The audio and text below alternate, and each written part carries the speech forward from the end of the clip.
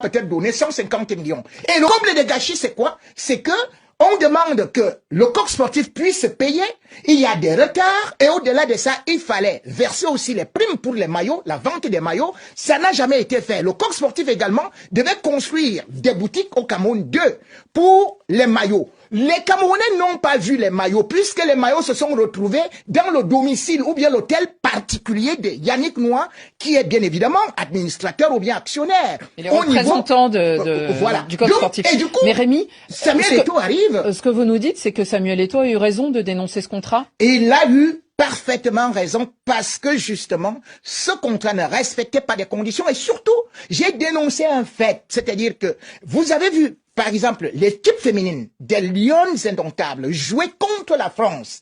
Les filles portaient les maillots des garçons. Et je disais d'ailleurs que c'était des robes où on attachait des cordes comme ça. Le coq sportif ne donnait pas des maillots, ne fournissait plus ça. Donc, à une certaine période, je suis en train de vivre, je ne sais même pas si à l'époque de Louis XIV, Louis XVI, il y avait ça.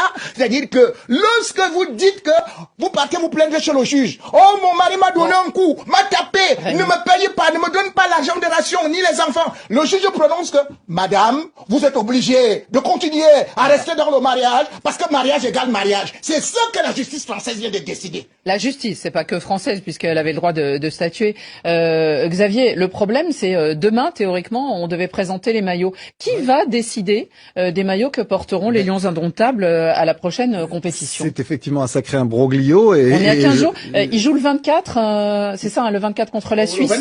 Et donc c'est quand même assez étonnant que bon, ça arrive assez souvent, hein, ça avant une grande compétition, qu'on renégocie les contrats avec les équipementiers, parce que forcément il y a eu bien d'autres sélections. Quand on a la perspective